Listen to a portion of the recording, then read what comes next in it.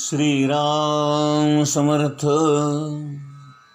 गोपाल कृष्ण भगवान की जय.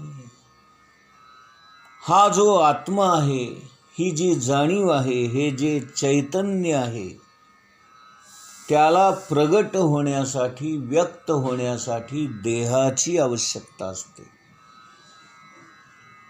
आणि म्हणून देह आवश्यक असतो.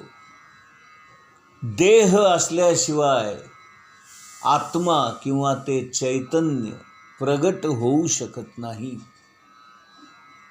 आणि चैतन्य किंवा आत्मा असल्याशिवाय देह जिवंत राहू शकत नाही. देहामधून आत्मा निघून गेला रे गेला की ताबडतोब आपण तो देह जाळून टाकतो, पुरून टाकतो. आपल्याच घरात आपल्याला मेल्यानंतर काही वेळ सुद्धा ठेवत नाहीत. लगेच आपल्याला अंत्यविधीसाठी स्मशानभूमीमध्ये घेऊन जातात. कितीही मोठा माणूस असू दे, अगदी राजा जरी झाला तरी त्याचा मृतदेह घरामध्ये एक काही काळापेक्षा जास्त वेळ ठेवत नाहीत. लगेच त्याला बाहेर काढतात आणि त्याचा अंत्यविधी करतात. या देहालाच आपण घट म्हणून म्हणतो. आणि म्हणून हा जो घट आहे, हा जो देह आहे, हे जे शरीर आहे, ते एक प्रकारचं भांड आहे. आणि त्या भांड्यामध्ये तो आत्मा राहतो, वास करतो. देह असल्याशिवाय आत्मा नाही आणि आत्मा असल्याशिवाय देह नाही.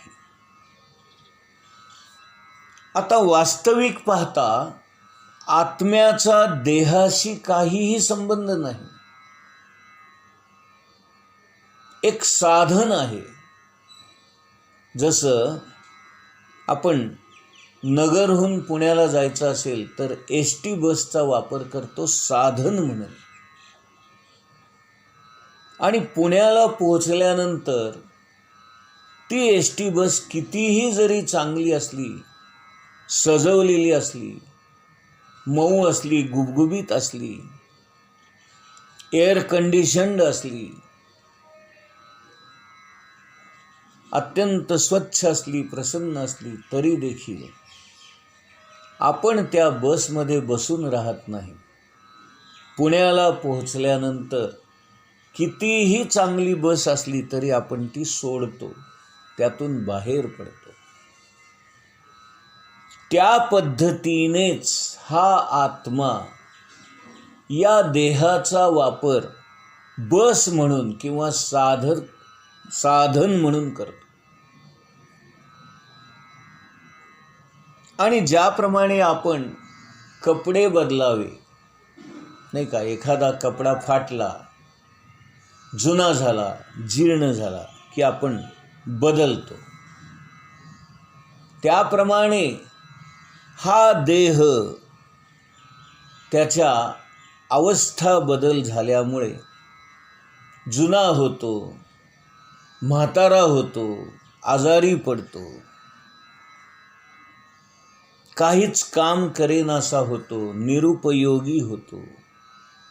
मग अशा या जुन्या पुराण्या म्हाताऱ्या झालेल्या, निरुपयोगी झालेल्या देहाचा तो आत्मा त्याग करतो, टाकून देतो. त्यालाच आपण माणूस मेला असं म्हणतो. का मेला? कारण त्याच्या देहामध्ये असणारा, वास करत असणारा आत्मा निघून गेला. म्हणून तो देह पडला, देह थांबला, देह कार्य करेनासा झाला की जीव गेला असं आपण म्हणतो आणि आपण त्याला जाळून टाकतो. मग हा आत्मा दुसऱ्या देहाची निवड करतो आणि त्या देहामध्ये तो आपली जागा बदलतो. ज्याप्रमाणे आपण कपडे बदलावे त्याप्रमाणे हा आत्मा देह बदलत असतो. आणि म्हणून देह हे आत्म्याचं वावरण्याचं, प्रगट होण्याचं, व्यक्त होण्याचं साधन आहे. पण गंमत काय होते की हा देह म्हणजेच मी असं तो समजायला लागतो. त्यामुळे गडबड अशी होते की मी आत्मा आहे, मी भगवंताचा अंश आहे, हेच तो विसरून जातो आणि हा देहच मी आहे असं समजतो. आणि ही जाणीव देहपणा म्हणजेच मी आहे अशा अर्थाने वावरते आणि म्हणून त्या आत्म्याला या देहाची सुखदुःख भोगावी लागतात. आणि म्हणून आपण जीव कासावीस झाला, जीव घाबरला, जीव गुदमरला, जीव नकोसा झाला असं जे काही म्हणतो त्याचं कारण हे आहे. वास्तविक पाहता जीवाला काहीही होत नसतं, जीवाला काहीही होत नाही. जीव हा शरीरापासून वेगळा असतो, ज्याला आपण आत्मा म्हणतो. आत्मा जेव्हा देहामध्ये प्रगटतो तेव्हा त्याला जीव म्हणतात आणि तो देहातून जेव्हा बाहेर जातो तेव्हा त्याला आत्मा म्हणतात. लक्षात घ्या, जीव आणि आत्मा हे दोन नाही, एकच आहेत. एकाच गोष्टीची दोन नावं आहेत. तो जोपर्यंत भगवंताचा अंश असतो तोपर्यंत तो आत्मा असतो. परंतु देहामध्ये आल्यानंतर देह म्हणजेच मी अशी भावना जेव्हा तो करतो आणि जेव्हा त्या आत्म्यामध्ये देहभाव जागृत होतो तेव्हा त्याला आत्मा न म्हणता आपण जीव म्हणतो. कारण तो या देहालाच चिकटलेला असतो आणि देहालाच मी समजतो. हे लक्षात येण्यासाठी नारळाचं उदाहरण घ्या. ओला नारळ आणि वाळलेला नारळ. ओला नारळ जो असतो त्याच्यामध्ये खोबरं ओलं असतं आणि ते करवंटीला चिकटलेलं असतं. त्यामुळे होतं काय की नारळ फोडला की करवंटी फुटते आणि आतलं खोबरं सुद्धा फुटतं. का? कारण ते त्या करवंटीला चिकटलेलं असतं.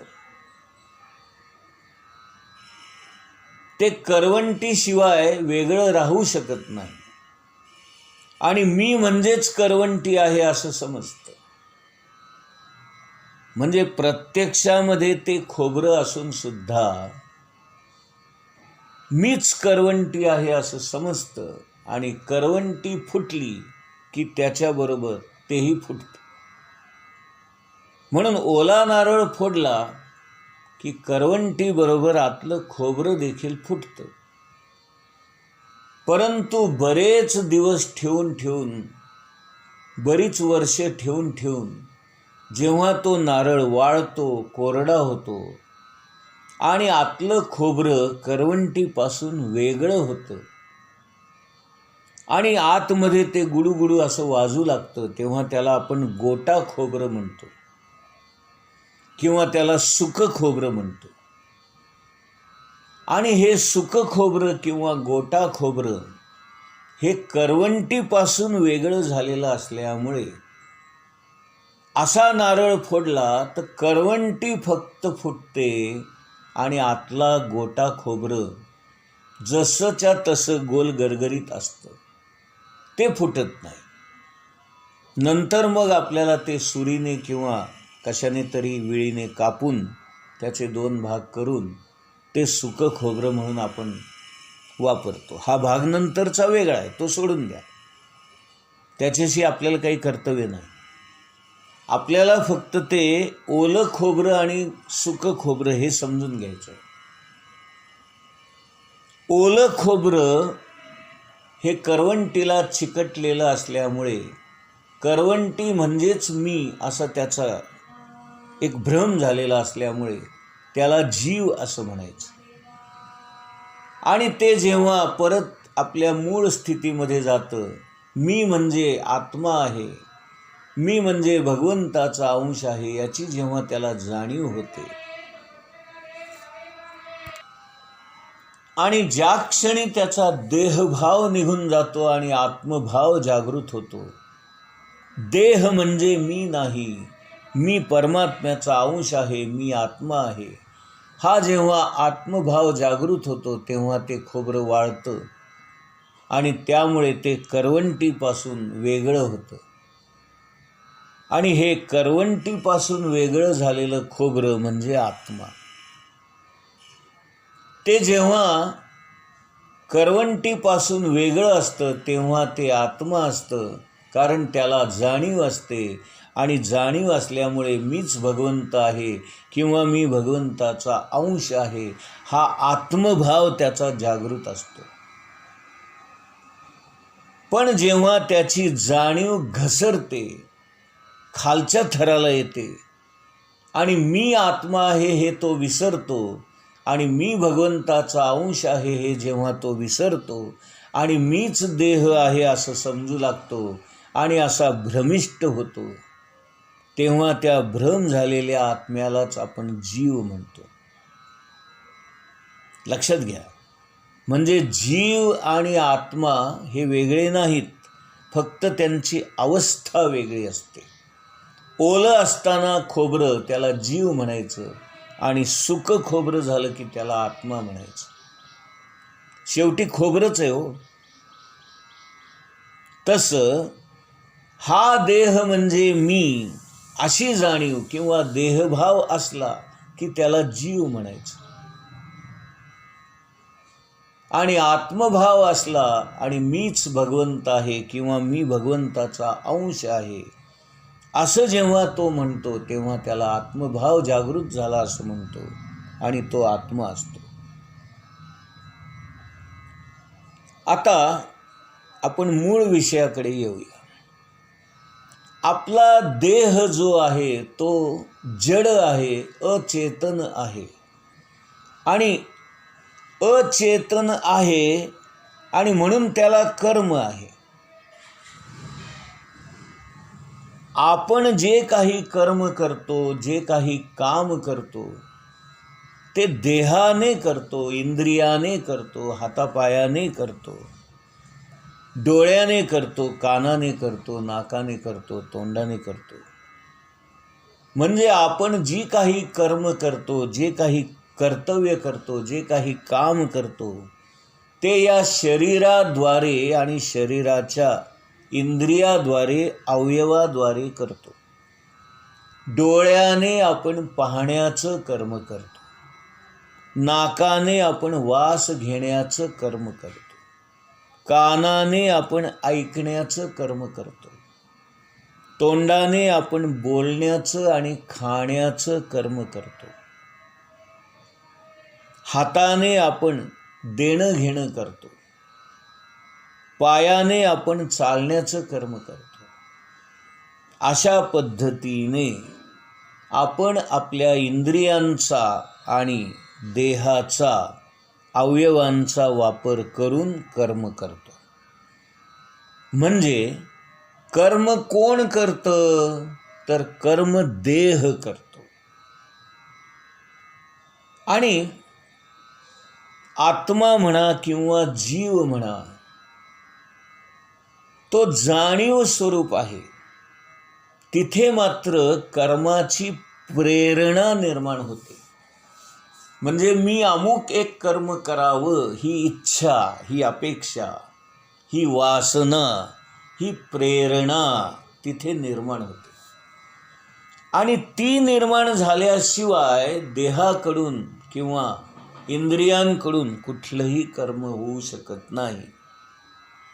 म्हणजे अमुक एक करावं किंवा अमुक एक करू नये हे आपल्याला त्या आत्म्यामुळे किंवा जीवामुळे किंवा मनात येणाऱ्या विषयामुळे किंवा कल्पनेमुळे किंवा बुद्धीमध्ये होणाऱ्या बदलांमुळे हे चैतन्य येतं, ही प्रेरणा येते, हे स्फुरण येतं,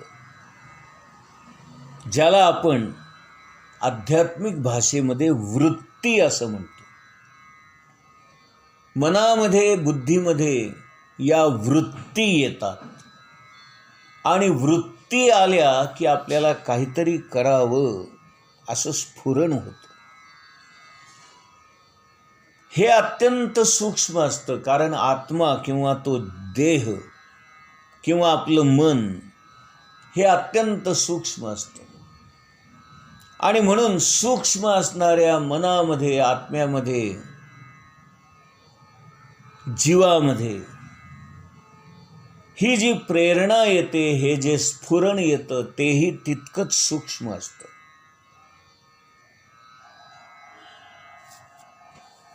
प्रेरणा सूक्ष्म असते आणि त्यापासून होणारं कार्य किंवा कर्म हे स्थूल असतं आणि ते स्थूल देहाकडून घडतं. गोपाल कृष्ण भगवान की जय.